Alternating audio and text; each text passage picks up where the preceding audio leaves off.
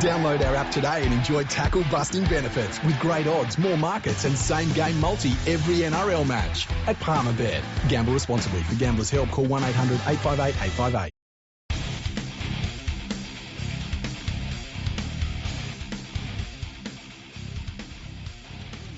Hello and welcome to episode 453 of Fergo and The Freak.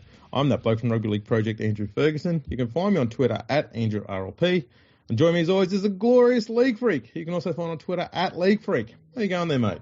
Going very well, Andrew. I'm still dealing with the after effects of the Penrith Panthers winning the NRL and World Championship, back-to-back titles. It feels different winning back-to-back titles, hey? It feels like, I guess when you win a grand final, it's like exciting and stuff. But when you win the second one in a row, it feels like there's a contentment that comes with it. It's really weird. It's hard to explain.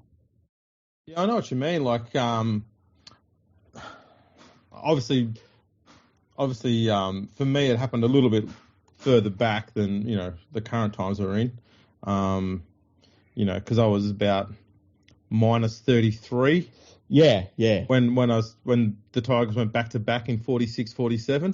Mm-hmm. Good times. But they were good times. Yeah. Geez, I was squatting in the 40s there. Yeah. Just post World War II. Just before Bobby Ludlam decided to go and screw his mother-in-law. It was great times. Wow. Allegedly. No, that's not alleged. He went. That shit happened. Well, you got to look at it from his point of view. He was horny. What did you think of the grand final? Penrith went up a gear, mm-hmm. and they did that from the absolute get-go. Mm. And all they weren't playing anything any more skillful. Don't mind that being in the background. My little fella's found something that he's destroying. Obviously, it's not important. As long as it's electronic equipment. And probably just Parramatta's defence. He's found it and he's just destroying it again. You should call him Moses Leota. Penrith's line speed absolutely decimated Parramatta from kickoff. Mm. And from that, Parramatta, instead of trying to physically work their way back into the game, they panicked. Mm. And they tried to work around it. And they couldn't. There's no getting around that line speed. It's across the whole field. You can't get around it. And so when they moved away from what their game plan usually is, they lost that game straight away. And it was very early in the game. I think the second set that Penrith had, I saw Cleary get nearly a minute to put a bomb up, and I went, yep, if you're giving him that much time to kick a ball, you've lost this game. And it happened for an hour. It wasn't until the 62nd minute, somewhere around there, I actually finally saw Parramatta put strong kick pressure on him, and he got a poor kick away. And I went, too late. It's far too late. Yeah, I watched the game again. I think it was yesterday. I chucked it on and just watched through. There are a lot of great teams I've seen that would have had no chance against the onslaught that Penrith did against Parramatta, and I think that they kind of it's interesting to see the comments that have happened after the match, in that everyone's now talking about, well, Penrith is one of the great teams that they've seen. And I think that, to win one title is really difficult. Normally when you get that back-to-back title, you can see it's the end. In the modern game, since the 10-metre rule come in, you can see that it's basically that they've done their best and this is the bookend of their success. And I think the thing about this Panthers side is that to win one title is really difficult, and you normally snag that title and then you lose players or everything changes around you and you can't go back to back. For this Panthers side to defend their title by winning 20-plus games and then going through the final series and just dominating it the way they did, and then you get to the grand final and they do that, I think it saw most people that comment on the game just say, oh my goodness, like this is something like we haven't seen too many times before. Like, this doesn't feel like when the Roosters won their back-to-back title. It felt like the Roosters scrapped and clawed their way to finally get that second one. This felt different. This felt like we are the best team now, and we're going to be the best team for a while. And it was just very weird to see. And the weird thing for me is it's my club, you know. It doesn't feel real. Yeah. That is the important thing about all here too, is that unlike all those other teams, as you mentioned, that were getting towards the end of their window, we don't even know if Penrith's close to theirs yet. Like, their best players aren't. They're not in their prime yet. No. And then, like, you look at it, they're going to lose players. They just will. That's the salary cap working, and that's a good thing. Penrith's always provided a lot of players to a lot of clubs. That's cool. But then you look at it, and they won every single lower grade except one. That's ridiculous. And has never happened before. Yeah, never, ever in the whole history of the game. So, but yeah, that especially the first half against Parramatta, I don't think anyone was beating them. They went to a level that I think shocked everyone. Yeah, and, they were. Their line speed was phenomenal. They didn't have to try and put on early points. I mean, they got them, but you could just tell the way they were playing the game. They wanted to get on the board first. Mm-hmm. I think every team does in a grand final. Even they were surprised by how easily they were getting ahead. I think I remember looking at one stage it was about 20 minutes left to go in the game, and Brian To'o had made more kick return meters than Parramatta's back three. Well, I know It was something along those lines, and I remember looking up because it's something that I made a prediction about. And I know that at the end of the match, Parramatta got back into the game, and Gutherson ended up making a few big meters, and I think it ruined the stat that I had going, but it was looking like it was on for quite a while there. I'm almost certain that in the first half he had more meters than the entire Parramatta pack combined.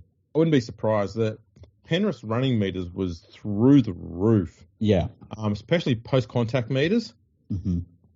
Just so far ahead of what Parramatta was achieving.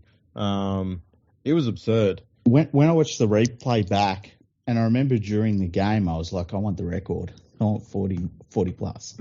And it was on. It was. And watching the replay, it was just, and I won't say unlucky for Penrith because they had a lot of the bounce of the ball in that game, but I think there was a little bit of luck on the side of Parramatta that it didn't go that way because it could have really easily gone that way. But it wasn't like Parramatta weren't there as an opponent. Like, Parramatta was there as an opponent. It wasn't like they completely fell apart. It was just that Penrith just went to this completely different level, and it was like, who's stopping that? It's not like they went like up a gear; they went up all the gears. Yeah, and like seeing Sevo getting smashed all the time, like they belted everyone. Like they were blasting everyone. It was incredible. It was a dream to watch as a supporter. So, yeah, pretty cool. Very impressive performance. There's no doubt about that. And you got to say at this point too that surely they're favourites for next year already. Well, I was thinking about this a little bit. Like, how many teams can go to that level? Like, they're not really losing too many players that they can't replace. Like, Api Coruscant, I think he did his job for Penrith, but I don't think he was absolutely crucial to them. You know, they've got Sonny Luke there too, who. He played well in the lower grades grand final too. Yeah, lots of big raps about him. I've been hearing when I hear about a junior player, they're normally pretty good because I'm not like Phil Gould, who pretends that he knew everything. I hear about them from people that know, and so he's one of those players that is like, nah, he's going to be the guy. Don't worry about it. And Kickout's going to be a huge loss, but getting Luke Garner, I think, will be, even if it's 60% of what he's doing, they're still going to be a really good team. I think, I think what you get though with Garner is you don't get the explosiveness that you get with Kickout, but you get a consistency that Kickout doesn't provide. Yeah, although I think that this season Kickout... Kickout's been really, really good this year. Yeah, he changed a bit this year. Like last year, I was talking about maybe they need to look at moving him on because he was inconsistent. This year he was very different, especially in defence. He really was very different player this year in defence. But yeah, I see what you mean. Like Garner will bring that consistency in, and he's a big dude. He moves very well, and we'll see. That's the cool thing. But the thing is, even if you took Kickout out of the Panthers and didn't replace him with anyone good, like, it's going to be hard to beat them anyway. Yeah. At the moment, the depth players are improving at a good enough rate to become regular starters, which means you can just bring through the next batch of juniors and put them on the bench to be the depth players. And so the cycle continues, which is exactly what you want. That's how a good working system functions. Yeah.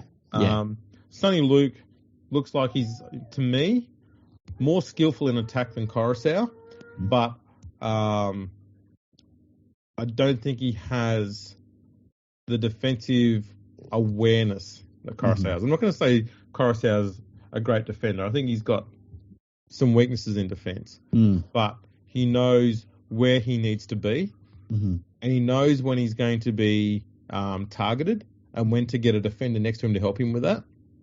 So he's got very good defensive awareness, and he knows when he needs to get some help to ensure that someone doesn't go through him to score or ground opportunity, things like that. And that's just something that I think a lot of hookers struggle with, because I think being the small guy in the forwards, you want to prove that you deserve to be in there and you can defend like the big blokes. Robbie Farah was guilty of that for most of his career. But I think a smart hooker will know when they need to get help, and they're not afraid to go and ask for it. And that's what Coruscant is really good at. So it will be interesting to see, though. I'm excited to see Luke playing first grade, though. I reckon he's just going to slot right into that side, and they're not going to skip a beat. Might even sharpen up their attack a little bit more. Yeah, and the thing too is Coruscant, sometimes he could get injury prone. He was pretty good this year, but sometimes he could get a little bit injury prone and be in and out the side a bit. And yeah, if Luke can get a combination going with Cleary, that's going to be pretty scary, especially when you consider that, like you say, he's got a little bit more of a skill factor than Coruscant. And working behind that pack, most hookers are going to look good behind that pack. So it opens up a lot of opportunities for Cleary too, because at the moment, most of the combinations he's working with are with his second rowers, and his centres. Yeah, and if he can get a good combination with Luke, that's going to almost allow Cleary to move a little bit more infield and create combinations with the guys in the middle, as well as keeping the ones he's got with the guys on the edges. And it's going to expand his game even more and make him even more dangerous, which is crazy to think. Yeah, it really is. And like looking ahead like that, I was thinking, well, who are the teams that are going to, and look, we're so far out. You don't know what's going to happen. The West Tigers haven't even started their player recruitment yet, but they've still got a few months before that happens. But who's going to challenge them? And straight away, I think North Queensland, just because of their trajectory that they're on. But I don't think they've got the skill factor at the moment to go with the Panthers. No, at the moment, no team is in Panthers ballpark. Yeah, that's the thing. It's really weird. It's weird. As a Panthers fan, it's like it doesn't feel real. So yeah, coming out of the grand final, of course, Panthers were arrogant. they celebrated. I don't know if you saw this. They were celebrating winning a grand final, which is just disgusting. And there were a few things that come out of it. There was Appy Coruscant got it was funny. Poor Appy Coruscant. They've just won the grand final. He's wearing 3 rings that he's won over his career. And he's like, yeah, someone's recording him. He's like, yeah. And whoever's recording him said, you're not going to get another one at the West Tigers. And he just walks away because he's like, fuck, man. And then at the grand final celebration, he said, like, I'll hopefully get another one at the West Tigers. And it was dead silence. And he was like, oh, man. And everyone laughed. And people thought it was him taking the piss out of the West Tigers. And it's like, what's he supposed to do? Like, he's at least, like, talking about the West Tigers. He's talking about his future. But people took that as a slide against the West Tigers. It's like, oh, man, come on now. I was making the argument, okay, because I fully agree with him. And I made the same goddamn joke on Twitter after the grand final. I said, what a way for Appy Coruscant to finish his finals playing career. But at the same time, his attitude in that there, and this is not directed solely at him, to me it's a attitude that most players have towards the West Tigers, and that is, it's a payday. It's a place you go to for a payday. Now, I had a few people telling me, he's been telling the club that he really wants to make the Tigers better and all sort of stuff. And I'm going, well, of course you're going to say that when you're getting paid good dollars. Yeah. And even if it's true, that's good. That's great. I'm happy with that. But at the same time, the Tigers have rolled over too often on players misbehaving or being treated like crap or missing out on contracts and stuff like this. And they're dead last. It's about time someone in that club had a bit of balls. Instead of just saying, we had a chat with him and he regrets what he says. No, do something. I don't care what it is. Yes, I'd like to have Appy Coruscant at the club. But at the same time, if the club came out and said, we're no longer going to stand for being ridiculed and being a laughingstock, we know that we're dead last, and we're working tirelessly behind the scenes to try and improve our image and improve our on-field performance. And if players are going to treat us like that, then we don't want them at the club, and they tear up his contract. I'm not saying they should do that, but I'm saying if they went and did that, I'd have more respect for that club than if they came out and they said, we had a chat and everything's fine. Yeah, I understand the sentiment. It's just, they just constantly continue being spineless. I think the thing is, though, that, like, if when the clubs are, and like you've talked about it for years now, right? If the club's a joke, they end up being the punchline of everyone's jokes, And I think the problem, and look, we're talking about the West Tigers again. How crazy is it? Thanks, Appy. Good one, Appy.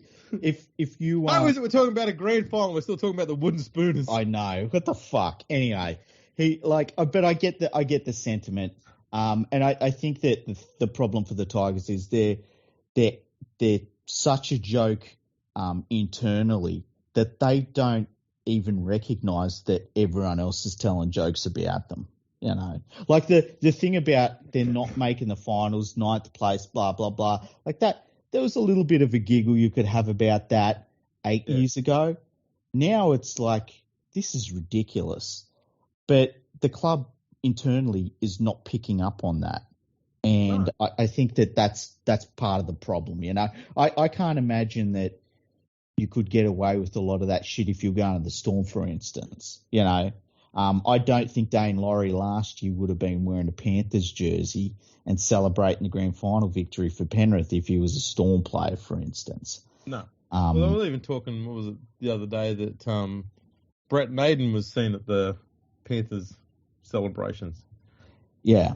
And look, he's not wearing a Panthers jumper. He's not out there mocking the West Tigers or anything like that. He's there with mates who he played footy with. I understand that. It's fine. I wasn't that worried about Dane Laurie doing what he did either. Sure, it wasn't a good look. He was wearing a Panthers jumper, but these are blokes he grew up with and he was childhood mates with and probably still is. I understand that.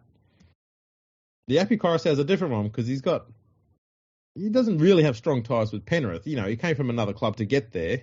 Yeah, but he went from the Panthers, didn't he, to Manly? and then come back. So, but what I'm getting at, he hasn't come through with the same class as Cleary and all those guys. Yeah, I get that. Yeah. He's a little bit, a little bit separated from them all. Yeah. So it feels a little bit different. But I don't know. I'm not saying, as I said, I'm not saying I don't want Corus out of the club. I do. But I'm just saying that at some point the club's got to go, you know what, we don't care who the player is. If they're going to take the shit out of us when we're trying to do something good, whether they are or not, I don't know. But they've got an image now of being a fucking laughingstock. They've worked hard for that image. Mm-hmm. It's an image that they shouldn't have. I hope it's an image they don't want, and I hope it's an image that they want to shake and get rid of as quickly as possible. But yielding to a new player when they mock the club so openly like that, I don't know. It shows just how spineless they are. Yeah, I get that. I get feeling that way. And look, the thing that needs to be remembered is what Coruscant said. He didn't say anything in the first video. Like no. It's not the first. It was when he said, "Yeah, I can't wait to add another ring to the collection when after at the West Tigers," and he goes, and yeah. Like, yeah, you're right. You're absolutely spot on. You're not going to, but a professional wouldn't do that. Yeah, and the thing to remember, and this was like really disappointing for me because I watched the grand final. I was up all night, and it come through really late that Penrith were gonna, and it must have been like 11:30, maybe even 12 o'clock at night. It come through that Penrith was going to open the gates to the stadium at like something like 7:30 to celebrate at 8:30 on the Monday, and I was like, what the hell are they doing? Because I know if I was one of those players, I would have been in no state. They wouldn't have even let me on the stage. And so I was shocked that we didn't get more stuff like that at the grand final celebration. They were pretty tame considering. Hang on, I heard Paul Kent complaining, mate. I was of the impression that they were doing that all the time. Well, like they were shitting on Parramatta and some other garbage. By the way, can I just say something, Andrew? Yeah, well, mate, it's a podcast, absolutely. No, I'm going to draw a picture. Hang on. Okay. That's so much better. Let me do an interpretive dance instead.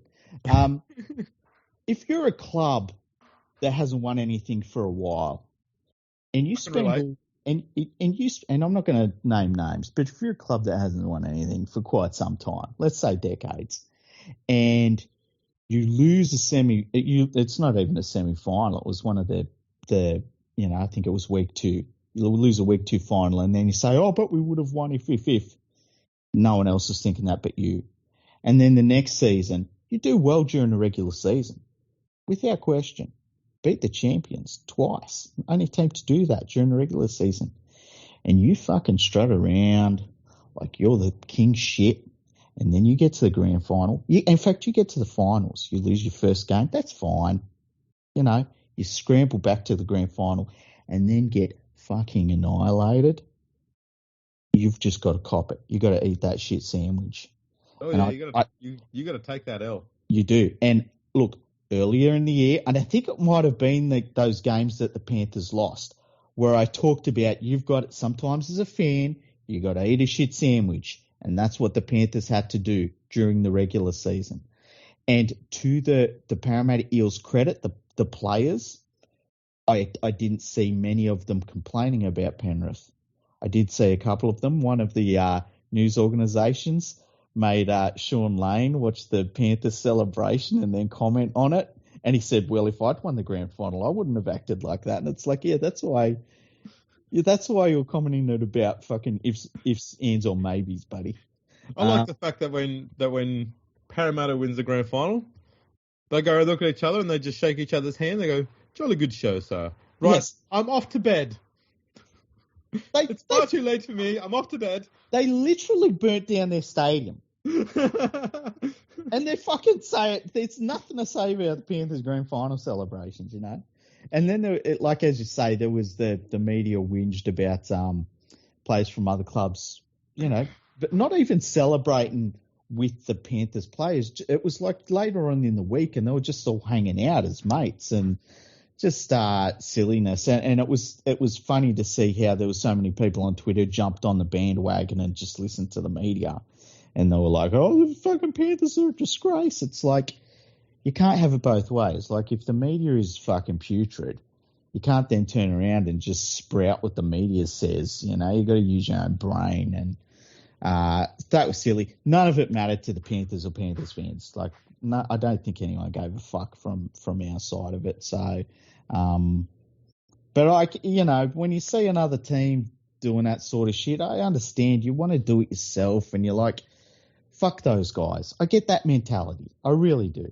Because even if you love sport and stuff, like I think of the Golden State Warriors, and they beat my Houston Rockets in some bloody heartbreaking games, right?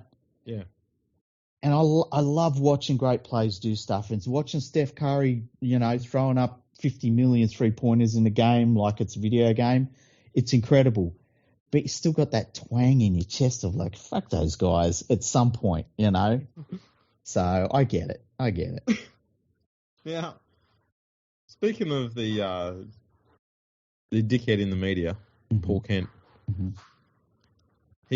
there's an article about him, obviously, because there wasn't, you know, Penrith obviously stopped celebrating, so there's nothing else to talk about. Yeah. There's a world thingy on, but, you know, we'll get to that later. But who knows anything about that. Paul Kent fired back at dickheads and idiots on Twitter. Now, when I read this article, and I'm just going to read his quotes, okay? Okay. It felt like someone describing Paul Kent. Okay, go for it. Okay. So these are just the quotes, okay? So, and they're in order in the article. So he's talking about labels. He labelled the Panthers players as rat mugs. He calls social media trolls idiots and dickheads. I'm not on social media, but I get occasional emails from the dickheads. Seriously, they are adult men who paint their faces. How can you let them dictate to you? I really don't care. Twitter is a made-up place full of made-up people shouting made-up opinions that they all agree on. Anyone who doesn't agree is blocked. You can't value their comments. If it was intelligent or rational reasoning that was different to mine, then I might be worried I got it wrong. But it's not. It's not logical thinking. Is that not buzz he's talking about there? I know. Like, it's just... that is projecting pretty hard, hey? If their comments were considered and still different to mine, then I might have reason to give them weight and take them seriously. But they are really just baseless opinions and their own disagreements. I don't write to be controversial, but I think there's a really strong group of men aged between 18 and 24. What? He's even broken down the demographics who really dislike me. But that drops off pretty quickly when I think of men in their 40s, 50s, 60s, 70s, and 70s agree with me most of the time. Look, as we've both discussed, I mean, Freaky and I are both, 48, 49 years old. Fuck you, idiot. I'm going to strongly say right now, as two blokes in their near 50s, we fucking hate most of what Paul Kent has to say. Oh, shit. As far as people liking me or disliking me, who cares? I'm always suspicious of people who say they don't have an enemy in the world. If you haven't got the strength to make an enemy, then you haven't got the strength to make a true friend either. I've got as many of those that I need.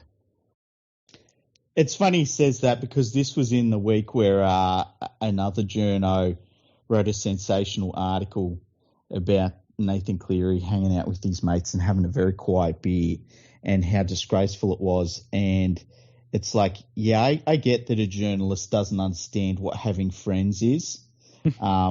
These people don't have friends. No one wants to be around them. But just in closing, I would just like to say,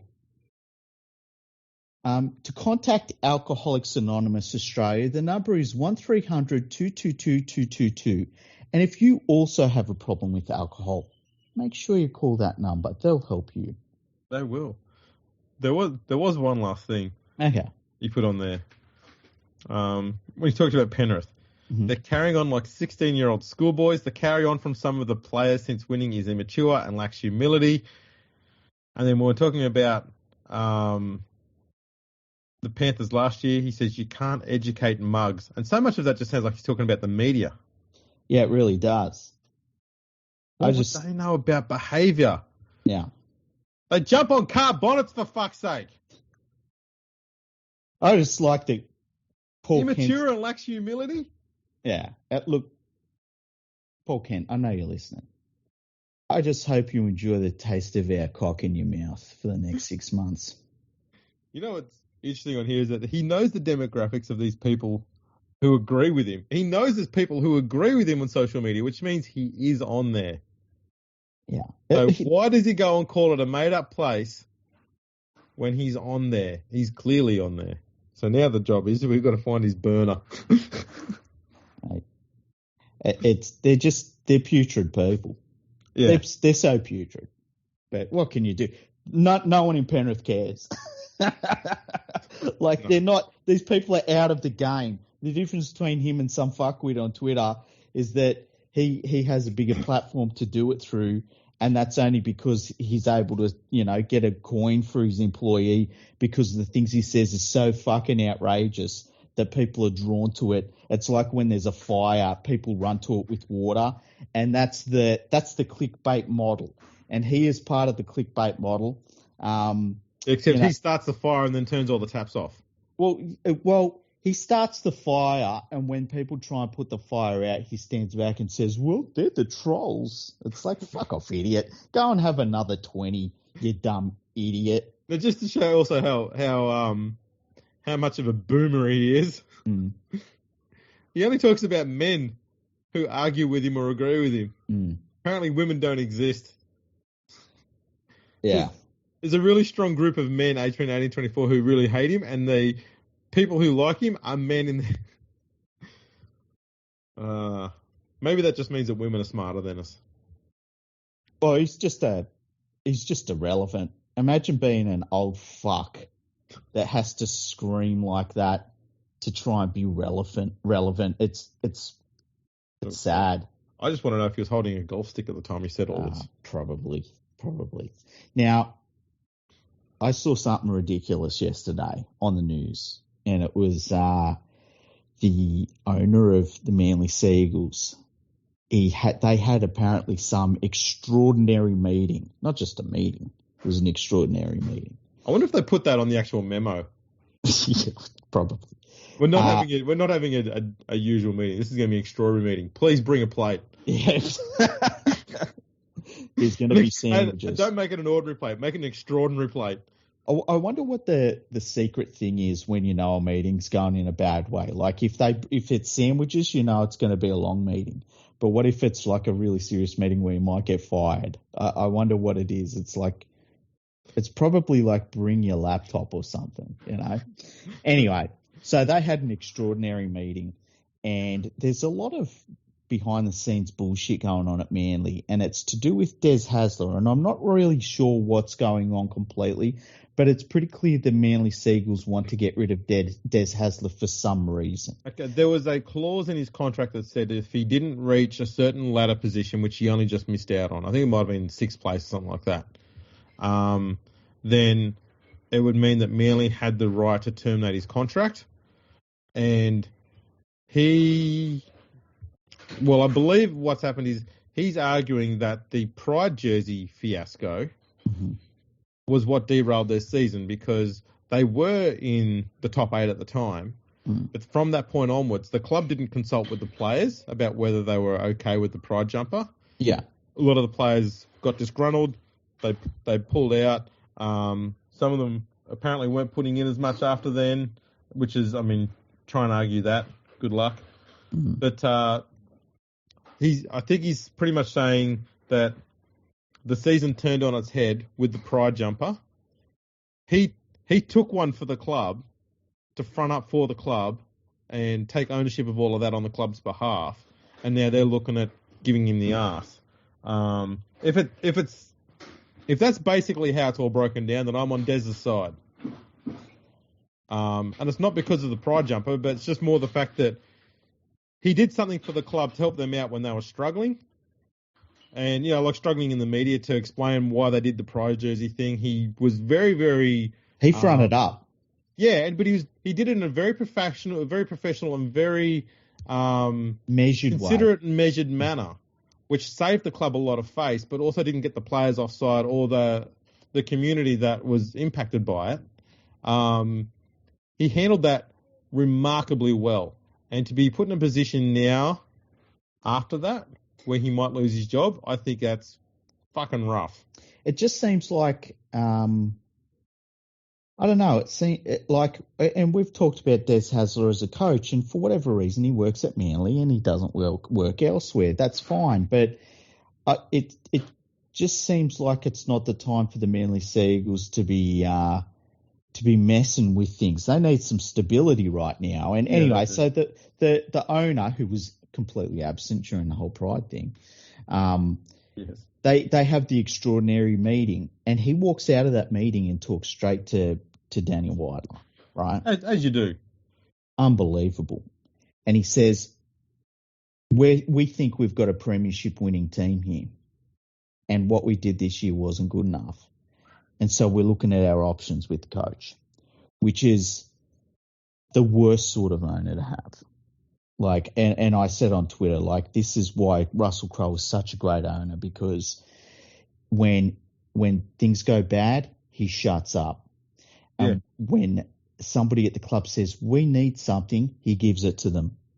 And when they win, he doesn't make himself front and center, you know. I can't remember that, like, they were in the second last week of the finals. You didn't see Russell Crowe parading around, you know. Yeah. And that's the sort of owner you want. It's exactly what you want out of an owner. He's an amazing owner. And yet here you've got Scott Penn, I believe his name is, who just comes out, throws the coach under the bus. Des Hasler cannot coach this team next year now after those comments. And then his replacement, and he said this during the interview, that he talked about they've identified Anthony Seibold as a very good. And it's like, are you fucking serious? Yeah. By what measure would anybody with half a fucking brain think that Anthony Seibold, after taking the Broncos to their worst results in the club's history and making them historically one of the worst defensive teams in the whole history of the competition over a century, why would you look at that and see before it, Broncos were not too bad? After it, the Broncos needed a complete rebuild, and Kevin Walters has done miracles just to get them to miss the finals, you know? Yeah. Why would you look at Anthony Seibold's time as a first-grade coach and think, that's the guy we need here? I hope they get him, because that's who they deserve if that's their thinking. And it just reminded me of a lot of West Tigers bullshit, where it's like stupid comments, stupid ideas, and they're going to get the results they deserve. Yeah. No, I fully agree. It's one of the weirdest things I saw when I saw that they were talking about Seibold. I was like, you can't be serious. My even the defensive stuff, the on-field stuff aside, I'm not sure that Anthony Seibold is mentally ever going to be in a place to be a first-grade coach again. Like, the breakdown that he had emotionally through his time at the Broncos and that whole saga with some online rumor thing. Yeah, there was some weird online rumor. I can't remember what that was. I don't even know. I can't remember what it was all about, but it was such a crazy story that went on. And it completely sidetracked him. And it sounded like utter nonsense, the whole thing, yet it completely sidetracked him.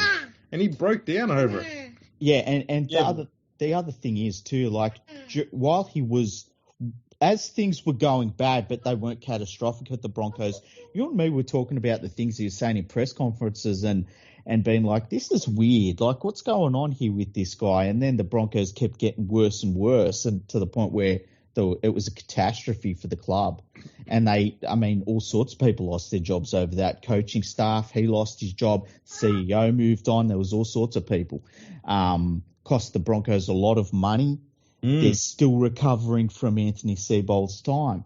And to be another club and say, you know what, let's give that guy a chance with our team, it's extraordinary. And if that's what the Seagulls owner wants, he's going to get it. You know, he'll get exactly what he pays for. Yeah, it's madness. How can you to think that you're Right. Debate aside, if you're genuinely certain that you've got a team that can win the premiership, why would you get a coach who is not capable of taking a team that's premiership ready to a grand final? Yeah. It's not like Seabold had a crap team when he was at the Broncos. He had a really good. Remember, it was like they were in the finals the year before he got there. Sure, they got flogged by Parramatta 58 blot in the first week of the finals, but they made the finals. They had a team that was better than 8 other teams. You can go back to our podcasts that we did where we said, the 2 teams to watch coming up are the Broncos and then the Panthers probably behind them because they're 2 very good young sides. They're just stacked with talent. And if they get better, they will be the teams to beat for a very long time, and it's really scary. And then Anthony Seabold stepped in. And now look where the Broncos are. Murdered their chances. Yeah. I can't believe and like Hasler can't coach that team now. Once the owner says that, it's just impossible for him to be at that club. I think that they've done dirty by him, but the Manly Seagulls tend to do dirty by coaches, and they're going to get what they deserve from it. So I hope that they do sign Anthony Seabold. I hope they sign him to a really big fat contract that Scott Penn will have to pay out of his own pocket to the guy when they fucking shit the bed. Look, it's good news for the West Tigers, that's for sure. Yeah. Is there any chance we can get a hold of Scott Penn's details and let him know about a really good assistant coach that's on the market too? Who's that? Well, he's currently doing a bit of commentary for the Fox Sports Web's commentary team every now and then. Oh, that guy. Yeah, man. Unbelievable assistant coach. He's amazing. Yeah, he'd be fantastic. Yeah. When you look at his resume, it's an interesting one. Do you remember actually around that same time when he was at his probably most interesting? Yes. Was that around the same time that Manly players were being injected with calves' blood, allegedly? It was it calves' blood? I think it was calves' blood, yeah. So, yeah, it was around that time. Yeah. So, look, experience. Yeah, experience. Oh, shit. Good times. Good times. Man, you are self-censoring so much right now. When leading into grand final week, I heard some things by former Sharks people about the Panthers, and they thought what they thought their chances were coming into the grand final, and I just had to internalize all of my feelings because I would have said some stuff. Well, look. One thing I will go back onto about the grand final, mm-hmm. I said that I thought the winning score would be Penrith to win 32-12. Mm-hmm. Cleary's 2 missed goals cost me that. Damn. Expert, that's all I can say. Now, we'll move on because there is a thing on at the moment. I don't know if you've heard. Did you know that the 2021 mm-hmm. Rugby League World Cup is about to start? I know it's 2022. I know it's starting sometime soon. I know that their marketing has been really good because you and me being 2 rugby league tragics who love the sport haven't heard a great deal about it. No. So it's good marketing. Their marketing team is on point. I signed up to the Rugby League World Cup 2021 email notifications thing quite a while ago. Mm-hmm. And all I tend to get from them is them selling me, for some reason, blue England Rugby League merchandise. Yeah. That's it. Yeah, I'm thinking, what about the other news and all the other teams playing? No. It's just another wing of the RFL. But anyway, apparently, I'm not sure if you're aware of this because I certainly wasn't. Mm-hmm. It starts this weekend. Yeah. It's the quietest start to a World Cup I can ever remember. How about you? I legit thought it was next week. I get that. That they had some warm-up games which were also very quiet, which is fair enough. I can see where you don't want to blow your load early in terms of the World Cup kickoff. Well, should we quickly go through the results of the warm-up games? Yeah, hit me with some of the results. All right. Greece played Bradford Bulls, and they had a 34-all draw. Well, that's promising. Lebanon played Wales. Mhm. Lebanon were leading 24-6 at half time. Final score, Lebanon 38, Wales 22. The Scotland took on the England Knights, which is basically an England development team, and the Knights won 28-4. Wow. I think Ewan Aiken might be the only player for Scotland with NRL, who's a current NRL player. Okay. Tonga played France, and Tonga won 48-12. Mm-hmm. That's been it. I think also there was a game, New Zealand absolutely decimated Leeds as well. Wasn't that like 80-0 or something? Yeah, I feel like it was 70-something to It was something 0. crazy like that. Yeah, and then there was England beat Fiji. That's right. Yeah. Yeah. And that was like 40-something to 0. But I looked at the Fijian team and it was not near their best team. It looked like they were just getting some Ks into the legs of a lot of the players that were in their extended squad, which is, what these games are for. Yes. And I think Australia saw Scotland's performance and thought, well, we don't need a warm-up game. We'll just have ours in the first week of the World Cup against Scotland. Yeah, it's... The thing is, the other thing that's been going on, and I know you'll have a bit to say about this one, is for some unknown goddamn reason, probably just merchandising, the organisers have said that the jersey numbers for the World Cup have to be locked in. So each player has their own specific number. It's not going to be based on your position on the field like normal people are accustomed to. Yep, like rugby league since 1895, you mean? Yeah. It's going to be every player's got their own specific jumper number. Now, Australia decided, I think, what Mal Meninga decided to do, instead of giving away who he thinks was going to be his number one halfback option, he then gave numbers from 1 to whatever based on who's played the most tests for Australia, which meant DC got the higher number, but there was a reason for it, and it wasn't because he thought DC was better or anything like that. He had this flimsy reason behind it. But because he did it like that, and not the way that the Poms like, which is you name your 1 to 17 and then everyone else picks a number after that or some stupid thing, which is basically what we have. But we change it so that it's the same 1 to 17 position-wise, not player-wise. England fans got cranky because they were like, you're not doing it right. Yeah, so it's squad numbers versus positional numbers. And they said everyone has to do squad numbers. So Australia said okay.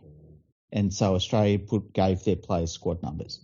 And then England said, oh, no, what are you doing? And Australia was like, we did squad numbers. You told us to. And they're like, that's not what we want. Why have you got all of these players with weird numbers? And it's like, well, what numbers do you want? And they're like, well, we want you to number them by position. It's like, what the fuck is wrong with you people? You fucking morons. And all I have heard is a bunch of fucking whingers and people that are really have sadness oozing out of them, whinging at me about, oh, the Australian team's so disrespectful. It's like they did exactly what they were asked to do. And when you put it to these people, like, what do you want Australia to have done? What they want Australia to have done is use positional numbers. And it's like, well, let us use them then. Yeah. And I had people saying, well, it's good for marketing, which I don't think it is. They've got this thing, it's good for marketing because they think, well, Michael Jordan showed a shit ton of fucking 23 jumpers. Yeah. Rugby league doesn't work like that. It happens in every other World Cup. It's like, I don't care what other World Cups do. We play rugby league and we've always used positional numbers. And if you want to use squad numbers, cool, we did that. And it was funny because these people were arguing against their own ideas. So they were saying, well, it's good for marketing if somebody can go and buy a jersey of a player and they know it's their number. And you say, well, they can do that. They're like, yeah, but not that number. And it just all comes back to their own ego in that they want players to have certain numbers that they choose, not Australia chooses.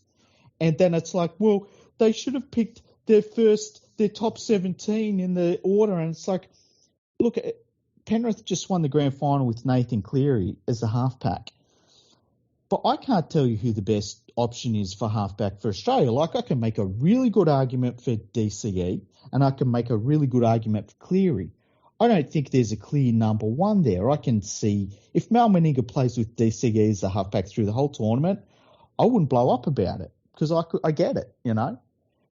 So who do they think should get that 7 jersey? And that's what it comes down to. They want what they want, you know. And it's just an ego thing, and they made a problem for themselves, and they don't like that problem, and it gives them a reason to whinge about Australia. And at the end of the day, no one will give a shit because Australia will go much further into the World Cup than England ever will, and they can all just cry into their fucking gravy boats. I would have liked to have seen Australia come out and give everyone a number from 74 to 99. That would have been awesome. I thought of that. And the captain gets number 69. That would have been fucking amazing.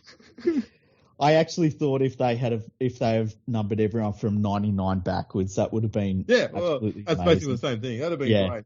Yeah, but it just shows the ego of people in that part of the rugby league world where they will tell you to do something, and then when you do exactly as they asked, they will say you did it the wrong way. And then I had people saying to me like, oh, these rugby league players, they'd walk down the street in Manchester and no one would know who they are, and squad numbers could have changed that. And it's like, first of all, I have more faith in the game than you do. Second of all, if that's the case, squad numbers ain't going to do shit, you know? And last but not least... Imagine that going, I wonder who that bloke is, and he takes his shirt off, and you just look at the back and you see number 13, and you go, oh, now I know, because I know what 13 means in a green jumper. Yeah, exactly. Their arguments were so ridiculous, and it was ridiculous. And they were arguing against their own ideas. So I'm glad that Australia numbered their team like that, and anybody that doesn't like it can go get fucked.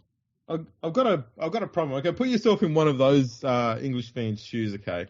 Mm-hmm. I've got a quandary. Mm-hmm. What if 3 people who are big fans of James Tedesco are walking through Bradford and they're all wearing, James Tedesco's jumper with whatever number he chose on the back of it. And then James Tedesco turns up. And all these 3 people go, oh, James, we love you, blah, blah, blah. But no one hears this conversation. How does the casual fan from Bradford know which one is James Tedesco? Everyone's James Tedesco. By the way, when you're in England, right, and you buy a jersey and you want a number on the back of it, why is it so difficult? Yeah, it's complicated. There's a fucking iron-on patch. It's a process. Yeah, what the fuck? It's a process, my friend. It's a process. It's, you got to find someone who understands how numbers work. It's so silly. And they've whinged nonstop about it. And they've said Australia's disrespectful. I saw one person saying, just some fucking random, saying, oh, this just shows that Australia is so introspective and they don't care about the rest of the world. And I said, you mean the nation that has provided every single last elite player to this World Cup, that every single nation is using that nation? Fucking dopes. People are fucking dumb, aren't they? How do you be disrespectful to a system that was never clarified? I know. So, okay, we need you to put a number on the back of your jumper, and if Australia had gone up and gone, right, we're going to put triangles on the back. Maybe there's an argument there. Yeah, I would get that. No, there wasn't. Yeah. They use numbers, but they're like the Star Wars font, so it's all weird symbols and shit. Sans. Yeah. Be properly disrespectful. Go with Comic Sans. Yeah, but they did exactly what they were asked to do, and the Poms whinged, and not all of them, but just the typical ones. The typical ones. You know how there's the English fans that are like, and you talk to them and you have it. They're rugby league fans, but then you get the ones that are like, weird. It was the weirdos that complained. It always is. Yeah. It always is. I don't get it. But it's been such a huge drama for no goddamn reason, and it's such a stupid idea. I hate locked in jumper numbers. It makes zero sense. It's just fucking stupid. Well, it really is fucking stupid. And in rugby league, you have never owned your number. It's the positions number. Yeah. And that has been the case for forever, since 1895. And this idea that, like, we get to a World Cup and then we completely change it, and it's just some marketing dope who's said that, oh, we should do this. We'll make this different. I wonder if they've done it because the English commentators only get to watch like 5 different teams playing Super League, so they don't know everybody that's going to be there. So if we have a cheat sheet that every single player is going to be wearing the same number, it's a bit easier for us to commentate. How will and this is the thing, it's like, how will rugby league fans know who the player is? It's like, well, they're fucking rugby league fans. And if it just say, let's go to the other end. Just say you're watching a rugby league game and you don't know any of the players on the field. Does it really matter? No, it doesn't. You're watching the game. Yeah. And nobody is going to fucking start watching this World Cup because Nathan Cleary's got number 7 on his back instead of whatever number he's fucking got now. I'm not watching because Cleary's wearing 14. Yeah, it's like, it's so dumb. It is so stupid. Yeah, the people of Bradford are going to be really pissed that Cleary's not wearing 7. Cleary could walk down the street wearing whatever fucking number he wants on his back in Bradford and no one will know who the hell he is. And then, like, I had somebody fucking tweet me today, and I must have said something about how Nathan Cleary's $1 million. I don't even know what I said, but apparently I was talking about how Nathan Cleary makes $1 million a year, right? And they messaged me and it went on this spiel about I'd said this, and I was like, listen, I don't know what I said. It means something to you, but I don't even know who the fuck you are. Like, this conversation they had with me, I don't remember it, but it really stuck with him. I don't know who this fucking person is, but they were really fucking holding on to this conversation I had. And they were like, oh, it's nothing compared to what soccer players make. It's like, I probably reckon that Nathan Cleary's cool with how much he earns. He's a millionaire every year. That's cool. Yeah. Oh, it's been insane. But there's been a lot of sadness oozing in the last 2 weeks, hey? Yeah. Kind of weird to see. It really is. It's mind you, not as weird as something that we saw. I think we might have mentioned in the last podcast. Ralph Rimmer commenting on the Fijian side. Yeah, and he did it. What was the occasion? I can't remember what the occasion was. It was a Rugby Football League occasion. It might have been one of their awards dinners or something. And he made a joke, well, what he thought was a joke. The Fijian team was over there at the time, or part of the Fijian team. Yeah. And he mentioned that, and he said, none of them have been arrested yet. And it was a very off remark from an official in the game. Yeah, I don't think his intention, and this is just me guessing, okay? I don't think his intention was to say that the Fijian players were criminals by nature. I think it was more he was trying to say something along the lines of, the World Cup's about to start and nothing bad has happened. Yeah, I agree. Not so much a comment on Fijians, but the way he worded it and the way he said it and what he said was a complete clusterfuck, and he took too long to go back on those words and apologise for what he said. Did he even apologise? They said he apologised. Oh, right. Now, but then we had, a few days later, Eddie Hemmings criticising some of the players because he didn't think that they were legit. No. So who's the young Newcastle winger? Dom Young. Dom Young, that's it. Yeah, his brother's playing for Jamaica and Dom's playing for England in the World Cup. Yeah, now they were born and raised in England. They're English blokes, right? Yep. And at one point, Young was going to play for Jamaica. Yep. Because he qualifies for Jamaica, let's just say, like his brother. Yep. And he got selected in the England team because he had a really good season in the NRL. I like him as a player. He's got a few things he's got to work on, but you can see why somebody at Newcastle's like he's got the base of a player that could be very good as a winger, right? Yeah. So he's born and raised in England, and Eddie Hemmings was talking to the England coach, and he was talking about the England team, and he said something along the lines of, and you've got a player like Dom Young who's not really English, but he's in the England team, and it's like, man, and if you know what, it's not very often on the podcasts I talk about something that really upsets me, but this really upset me, like made me sad, upset, because we see it sometimes with the New South Wales team where they will select players who are born and raised in New South Wales, and you will see people say, well, why are they playing for New South Wales? And it's like these young men were born and raised here, grew up in the same suburbs and areas that I did. You know, they're my locals. You know, they're my people. And people look at the colour of their skin and think, well, they're not really one of us. And it's like, you disgusting fucking pigs. It fucking makes me sick. You know, here's this young guy he's as English as anybody else in the England team except for Victor Radley, who's Australian. And to have somebody say that about him, it fucking properly breaks my heart, you know? It properly breaks my heart. It's horrible. Yeah. Why have they even brought him back? Didn't he retire years ago? He retired. Yeah, I think he retired a few years ago. And he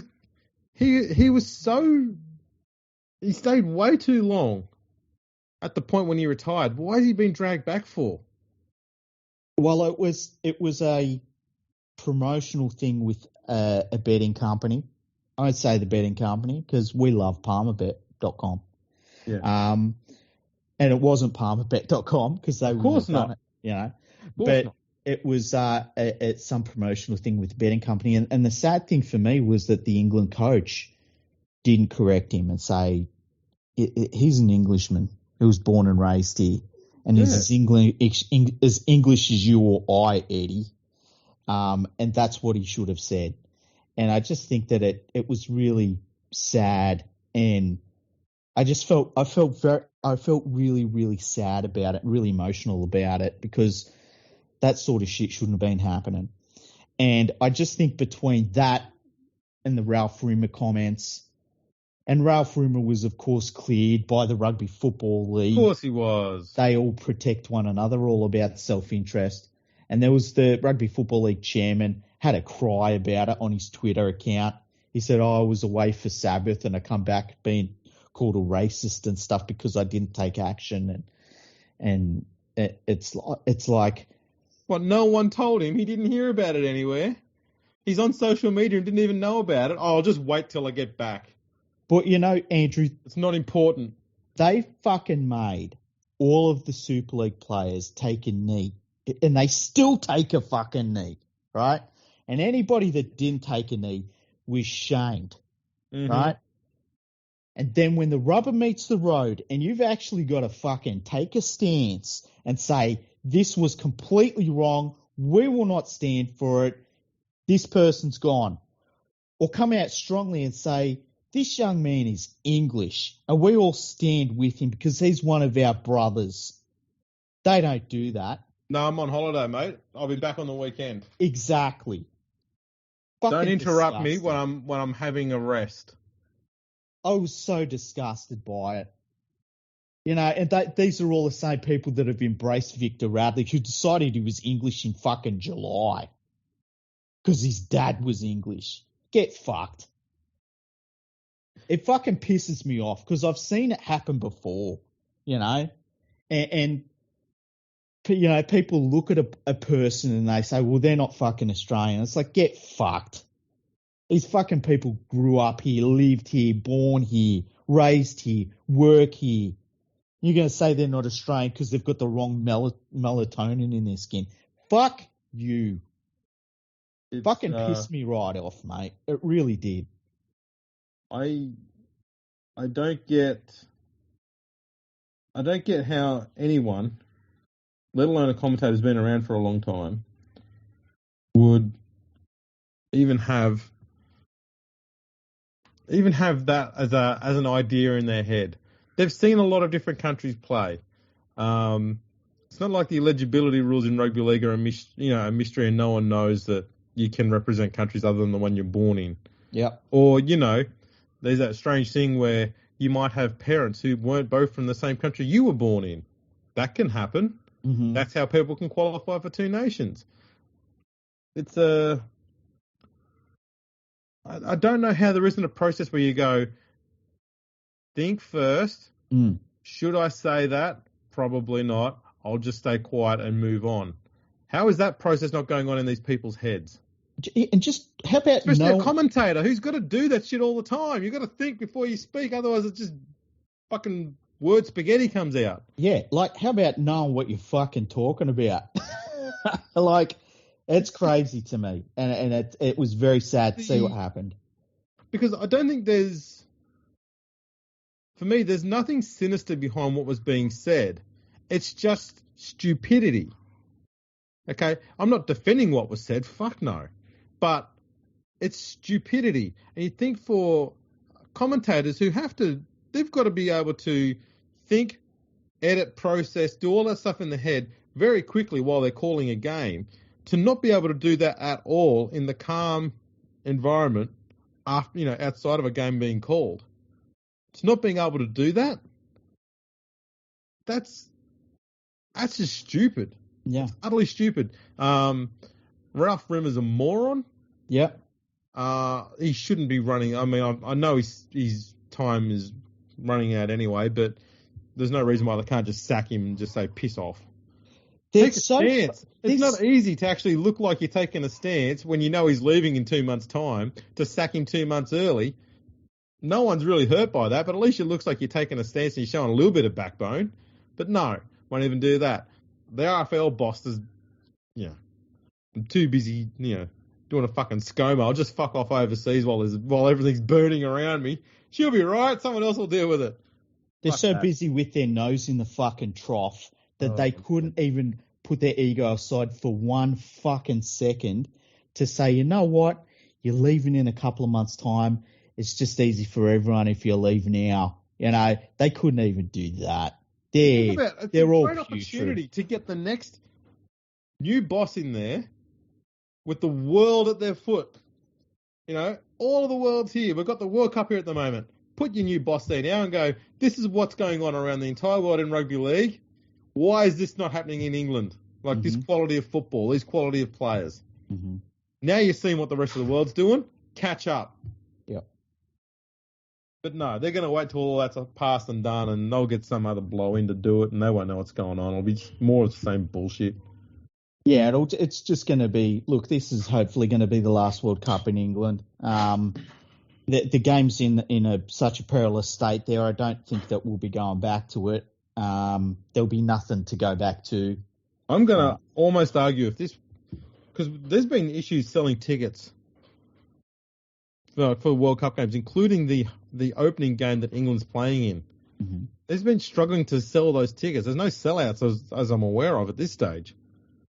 How long have they had to sell these tickets, Freaky? Do you remember? Well, it was scheduled to be in 2021. So they've been given an extra year to sell the tickets. Yeah. And they still can't fucking sell out one game. And it's weird because remember it was about 3 or 4 months ago, all of their accounts started lighting up about, we've sold this many tickets, we've done this, and now it turns out that seems like it might be a whole load of bullshit.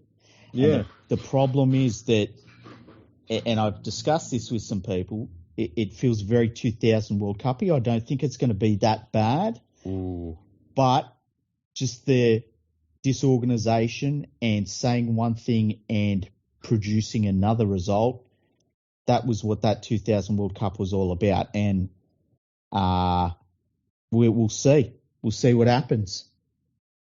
Because I worry now that if we keep having World Cups in England as frequently as we are, and they are struggling to sell even one game out, I worry what it's going to do to the international game, especially the international game in the Northern Hemisphere, because that's the international game that needs a lot of support, nurturing, improving, and I worry what England's doing to it.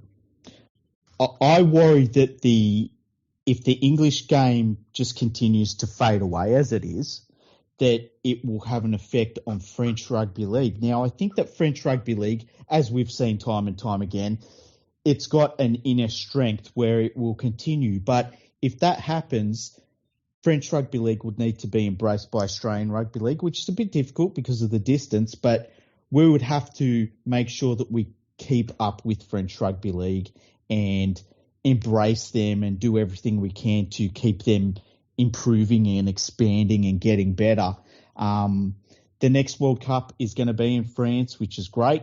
Yeah, that's going to be absolutely awesome. That might be one to go to, actually. I'd love to. Oh, man, how good would that be? I would love to, you know what I would love to do? I would love to hire a car and just travel around France and go to all the World Cup games in France. Yeah. That would be amazing. Yeah. Let's do that. Let's crowdfund that. We got 3 years to do it, right? If we won't put this part to air, Andrew, right? But if we get our followers and our listeners to crowdsource a holiday for you and me in France, and we'll do it the same way the Rugby Football League do it. You know, we'll just ride a gravy train. I'm keen. I'm sold. Yes. I'm sold. Make this happen. Exactly. Now, so the next one's going to be in France. I don't think we'll go back to England. I think that just the game won't be in a state to do it. No, England needs to earn a World Cup. Okay? Because at the moment, the way they get World Cup hosting rights is they take them. Yeah. I think in the future, they need to start earning that shit. And we need to... I mean, really, really earn it. They need to start performing on the field internationally. They need to improve their domestic product. It'd be good to have something like, I don't know, pay security for players. That'd be nice. That'd be good, yeah. How about if they had venues that weren't dangerous to play at? That'd be nice. I can't be too critical because, my team plays at Leichhardt, but no, then again, Leichhardt's only dangerous to people who follow rugby union, so it's fine. What? Oh, yeah, Leichhardt, yeah. I was thinking of Campbelltown. I'm like, Campbelltown's really safe. Oh, yeah, Leichhardt. Well, the ground might be safe. I'm not too sure about outside it. It's true. Leichhardt is the only place where I've been, and I was calling a New South Wales Cup game. I think it was a New South Wales Cup semi-final, where when I was walking back to my car, I was thinking, please be there. That's the only place I've ever felt that. And I've parked my car all over the place. It's the only place I've felt that. But yeah. Manly's also a bit, Well, Manly, I don't like the idea of going to a football game and going, am I risking permanent death by doing this? Yeah, with the asbestos. I like the fact I said permanent death, like there's, another type of death. Yeah, there's just another death that you just have on weekends. Yeah. Actually, that kind of is what being a West Tigers fan is. Every time Saturday and Sunday rolls around, you just die. Partially dying inside every weekend. Yeah. You wake up on the week, on resurrected on Monday. You're like, life's back again. Oh, shit. I'll save that. But yeah. Oh, fuck. Now you know how happy Coruscant feels. Yeah. Shit. Oh, shit. But, oh, man. It's just, we'll see how this World Cup turns out. I worry that when they're not getting through to really diehard rugby league people like you and me, and look, we're not in England, so there'll be some of that, but when they're not getting through to the likes of you and me, who are they getting through to? That's a real worry. I'm just trying to see. Yeah, it looks like they're still selling tickets. I was told that the digital ticket system isn't working and that they are having to physically send tickets out to people. Now, I don't know if that's been fixed since then, since I was told that, but, one day we're going to work out how to sell tickets to a rugby league match, hey? It'd be nice. Yeah. You know what's funny is that, I'm not sure if you know, the Kaiser Chiefs are opening the World Cup. Yeah, 2007 was great for music, by the way, but yes. Yeah. They've got 389,000 followers on Twitter. Mm-hmm. And they promoted the fact that they're going to Twitter, and they also advertised, where you can get tickets and stuff like that for the Rugby League World Cup. Mm-hmm. 600 likes. 140 retweets. It's a bit low. It does feel low, doesn't it? It's a bit low. You and me have had tweets go off more than that. Yeah. I mean, obviously I was joking about Andrew Bolt, I think, on one. I can't remember what mine were. I know one of them was my first viral tweet, I guess, was a North Queensland Cowboys one where it was. Remember there was that semi-final game where they got absolutely screwed. Was it a semi-final? Maybe it wasn't a semi-final. Maybe it was just a regular. Was that against Manly and a hand touched the ball and made the ball go forward? See, in my head, I felt like it was against the Sharks. Oh, that's another one. Yeah, they've had a few. Yeah, because they have, haven't they? It's kind of weird. And I think the Sharks had one where they scored a try on the 8th tackle or 7th tackle or something like that. Oh, really? It's something like that. I think that's the one that screwed them over that time. Do you remember the furor over the Mousetrap Move?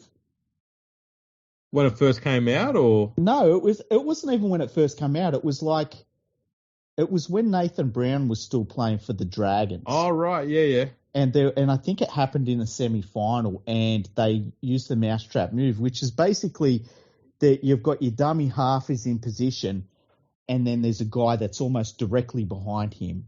That's and right. The guy that's at dummy half pretends to pick the ball up and he runs, but he doesn't actually touch the ball. And the guy behind him picks up the ball and does whatever he's going to do with it. Usually goes the opposite direction. Yeah. So, and it's called the Mousetrap Move. I don't know that it's all that effective, but it's something. You're trying something. It was much more effective in the 5 meter rule day. Yeah, I could see that. Yeah, but not today. And so, and there's zero illegal about it at all. That's right. When it was used in this Dragons game, and there was such a blow up about it. I remember the media going on about, this should be illegal, and I was just a kid, and I could remember thinking, like, why? There's nothing illegal about it. Like, there's zero illegal about it. It's like when in the grand final where Bill Harrigan gave that penalty against the Tigers. I think he was grabbing one of the opposition players and pushing them in front of him because he was offside. And he gave the penalty and said it was against the spirit of the game or something. It's like, that's not real. Yeah, that's what it was. Yeah, a few players actually thought that he accidentally put his arm up the wrong way. So instead of correcting what he did, he just went, my ego's too big, I'll just go with it now. Yeah. Mistake. Everyone makes mistakes. Yeah. But yeah, anyway, I don't know how I got on that tangent. We do tangents pretty well here. Sometimes we just start talking about footy, yeah. Yeah, it just goes off. Yeah. It happens. Should we have a look at the games that are coming up in the Rugby League World Cup, the first few games that are happening? I was actually going to ask you something about the Australian World Cup squad. Yeah. Do you think Nico Hines should have been selected? He has the talent, without question. I just think that the position within the squad that he would take is covered by other players that are they're either ahead of him or they would do a better job than he would. So they've taken two halfbacks over and then they've got Ben Hunt, who is probably going to play hooker but could also play halfback as well very easily. Yeah. So I was thinking more of having him as a bench utility because he can play fullback, he can play in the halves. He's got enough speed. You could probably even put him on the wing if there's an injury and you need that sort of thing. I was thinking that would be the role he could have. He'd be number 17 on the, well, yeah. He'd be your fourth interchange that you could bring on whenever you need to. If you wanted to rest a half or something like that, because you're out comfortably, you can do that. That's what I was thinking is he wouldn't be a starting player. He'd be your bench utility you could have for nearly all the games. Yeah, I could see that, but then you look at... Sorry, go on. Well, I was worrying that I'm not sure that I'm confident that Jack Whiten has done enough to deserve a call-up. Yeah, I agree. I agree about that for sure. I was thinking if I had to choose between a backup halves player who can cover fullback, I'd go for the guy who's got more skill and in much better form, and that would be Hines. I can see that argument, right? But the way I would look at it, and this is what I was thinking about going into the World Cup when I was putting together squads. I think with the English conditions, and it's going to be winter. Even in summer, it's their winter. But it's going to be coming into their winter proper. And so the grounds are going to be slippery. It's going to be wet weather football. And I just think that you want bigger bodies out there. I think that they're better suited to those conditions. And when I look through their squad, I just see so many players that can cover others' positions. So, like, you've even got someone like Latrell Mitchell who's playing in the centres, who could play on the wing. He could also play at fullback. And there's just got so many players like that they've already got that so much versatility that to pick a player for his versatility, I just think it would have been a position in their squad that they just didn't really need that player for. Like Hines can play in the backs and he can play in the halves, right? And he can also play fullback. He could play in the wing if you needed him to as well. But they've already got all of that so covered that I can see why they left him at home. That's my feelings. I understand. I just think that I don't know. I think he's had too good a season to not get picked. Mm-hmm. I get that. That's pretty much it. I think that I think the thing about the Australian Rugby League team, and it's something that's sometimes underestimated, is that the Australian Rugby League system is very good at bringing teams together on short notice, and everyone slips into their role and they know what to do because players have been doing that since they were juniors. And that's why we see State of Origin teams can gel very quickly. That's why our test team always gels very quickly. And I think that the Australian Rugby League system in that regard, it kind of sticks with what it knows. Like Australia doesn't have to necessarily make sure it has all of the absolute informed players because it's got so much depth.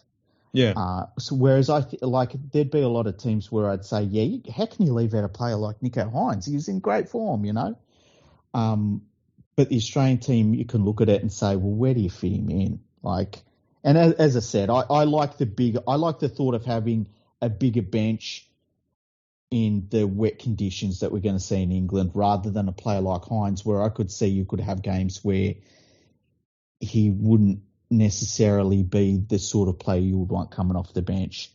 You would in an ideal world want that big body. But that's my thought on it anyway. I can see both sides. That's fair enough. Yeah. Going to the games. Should we do predictions? Yeah, let's do predictions. Let's do the games. Let's be bold. We'll do this weekend's games. Okay, yeah. Well, the first game for each team. Okay, yeah, that sounds better. That's better, yeah.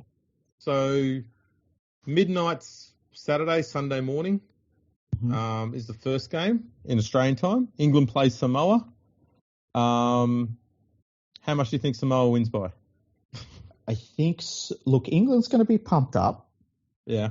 They talked about this week that they need to not talk about being respected. They need to gain respect on the field. And it's like you're talking about it. Having said that, they're the gift that keeps on giving. Having said that, I think Samoa will win but I think that Samoa will put 30 on England, and I think that they'll win by about 18 to 20 points. Yeah, I'm going with Samoa to win this. Actually, I think it might be a little bit closer. Mm-hmm. But I think Samoa is going to be one of those teams that gets stronger as the tournament goes on. Mm-hmm. Because I think this is probably one of their best sides they've fielded. Ever, yeah, for sure. Yeah. So I expect them to go pretty deep into the World Cup. The only thing that worries me about Samoa is that their off-field is run very, very poorly, and they don't necessarily play to their skill level. But as you say, this is probably the best Samoan squad we've ever seen, and I just think that at some point talent's going to overcome a lot of that. Yep. Game 2. This would be at 5:30 in the morning on Sunday, Australian time. Australia takes on Fiji. Australia, I think, will win by about 30 points. That Fiji trial result did worry me a little bit, but they'll have all of their best players in there, so that's going to help them. But this Australian team, I don't know why people are underestimating them. I think they are guns. I think half the problem is the fact that the Australian team has not had a warm-up game. And I know that the season ended not too long ago, but that might be a bit of a concern, I guess. Yeah, it looks like Australia's already named their team for this game. Okay, who's the team? Can you name it? Yeah. Tedesco, Adokar, Holmes, Mitchell, Murray Tuolungi, the halves, Munster and DCE. Front row, Jake Trebojevic and Big Tino with Ben Hunt at hooker. Back row is Crichton and Nanai with Cameron Murray at lock. And on the bench is Whiten, Carrigan, Cotter and Harry Grant. That sounds like a little bit of a mix of get some of the players in there that are going to be there through the whole thing and squad rotation. Yeah, it looks like they're giving grand final players as much of a break as possible too. Yeah, which is smart. Yeah, that makes sense. Mm. Look, I'm pretty confident Australia will win that. I'm not sure it's going to be too one-sided though. I think Australia might win by about 3 converted tries. I don't think it'll be like 30 or 40 points on that. I think it'll be closer to 20. Yeah, look, Fiji's, they've got some of the best players in the world, without question. We'll see. I always go, whenever I see Australia play Fiji, I just feel like Australia scores a little bit more points than you would have thought. You know what I mean? That's why I'm going with that sort of scoreline. That's fair. Midnight Monday. Oh, sorry, that's Sunday night, Monday morning. Scotland plays Italy. Now, Scotland are the slight favourite, or they are favourites in this one. Mm. And I'll probably lean that way. Yeah, these are probably two of the worst teams at the World Cup, it's fair to say. Yeah, Scotland should win, and probably by about 20 points. But I don't think it's going to be a great game. It's good that they're getting this out of the way very early. Yeah, this is it'll be interesting to watch. I would be like you. I'd probably just lean towards Scotland, just mostly because there'll be a bunch of Englishmen that are on home soil. Monday, 3 a.m. Jamaica takes on Ireland. Now, Jamaica being the new guys here along with Greece, they're going to get a lot of support because they're going to be massive underdogs in nearly all their games. But Ireland should do this one comfortably. I'm tipping Jamaica. I think Jamaica's going to put on a pretty good show in this game. I think that they could win this. They will. There's no doubt about it.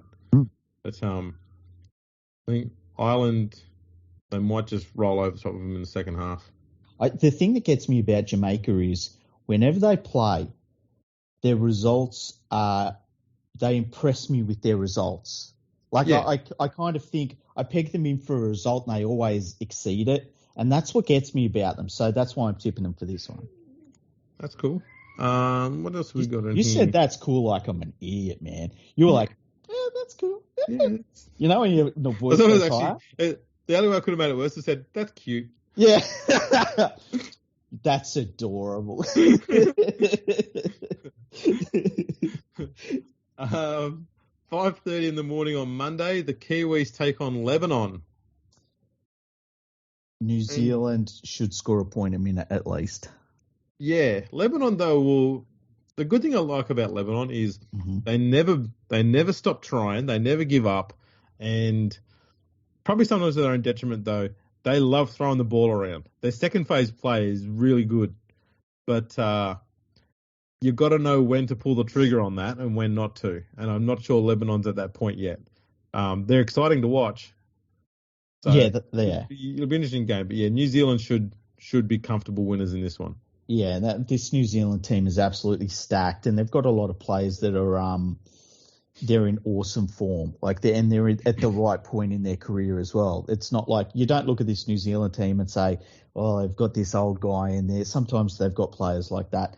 This New Zealand team isn't like that. No. Tuesday, 5:30 a.m. France plays Greece. You'd expect France to win that one pretty comfortably. Yeah, they should at least put 40 on Greece, you would think, hey? I'm looking forward to watching that game, though. I've always had a soft spot for France. I don't know why, and I want to see how Greece goes on the international stage as well. So I'm going to definitely be trying to watch that one. I don't think I've seen Greece play, hey? I don't think have we watched any of those games where Greece was? I don't think we did. No. But I've always said my two favourite international teams to watch play, PNG and France, because France plays rugby league like it was meant to be played. Exactly. And on Wednesday at 5:30 in the morning, probably one of the most anticipated games in the World Cup, Tonga plays Papua New Guinea. Yeah, this is going to be an absolute war. I don't even care about the score. They don't even need a scoreboard for this. Yeah, just turn it off, eh? That's right. Just give them 1 hour halves as well. I think someone would die if that happened, eh? It's so good. Phenomenal. But Tonga should win this. They should. It won't be easy. Yeah. Sorry. What are you doing, man? It's all right. I think that the thing about PNG is that they've got a lot of cohesion, and they'll have more cohesion than the Tongan team will have. But the Tongan team has more talent. Yeah, that's right. And I think this Tonga side is probably going to need one game to get to where they need to be. Yeah. So PNG are probably going to be in the best position to beat them in this game, if anyone's going to. Just because there might be a bit of rust there on the Tongan side, but I'm guessing Tonga to win this one. So the last one, Wales. One. This is the one you're waiting for, mate. Yeah. 5:30 Thursday morning. Wales takes on the Cook Islands. I still believe that it should be the Penrith Football District instead of Wales because they've produced more talent than Wales ever, and that's just in the last 10 years. Look, I wouldn't be surprised if the Cook Islands won this. The Cook Islands are favourites. Yeah. In the betting markets. Yeah, there we go. They're a very talented team. They punch so far above their weight as a nation in terms of their population in rugby league.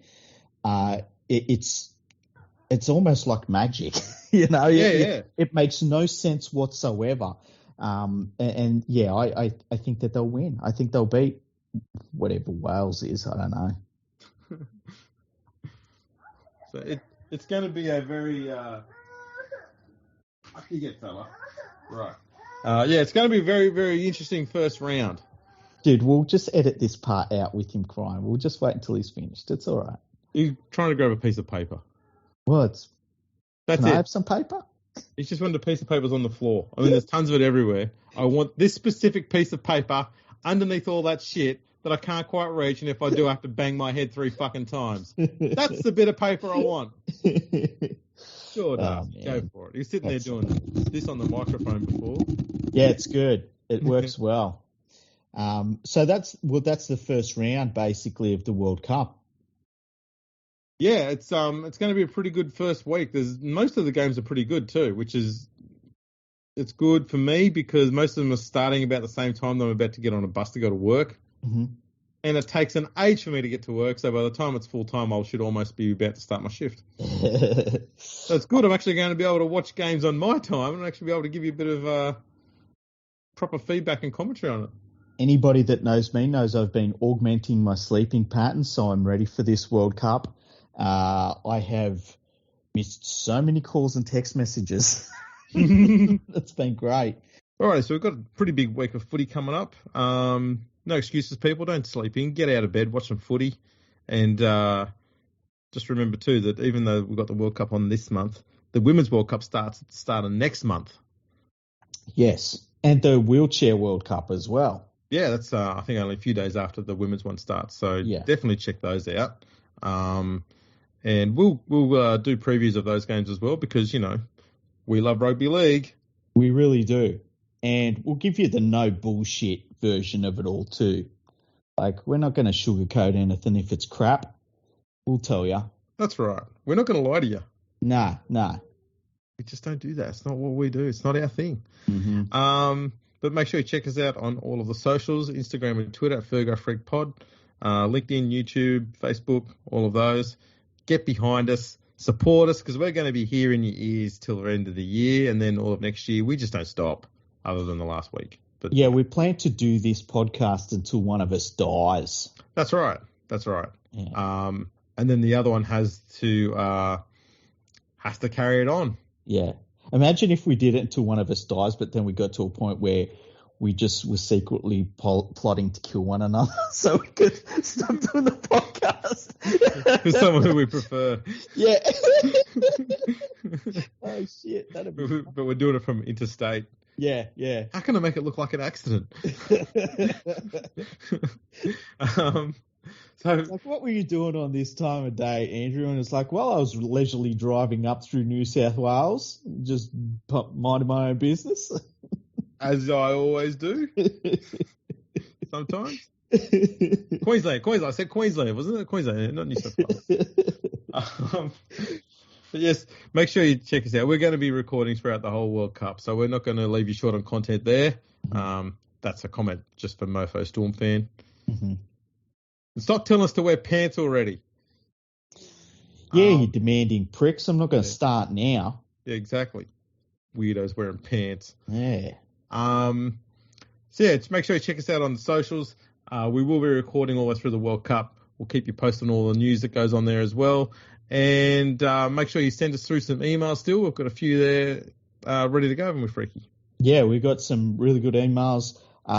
So yeah, we'll get stuck into those in the next episode. So send them to podcast@leaguefreak.com. Done. And I suppose that wraps this fella up. It's been a good one. Let's put it to bed. That was a quick episode.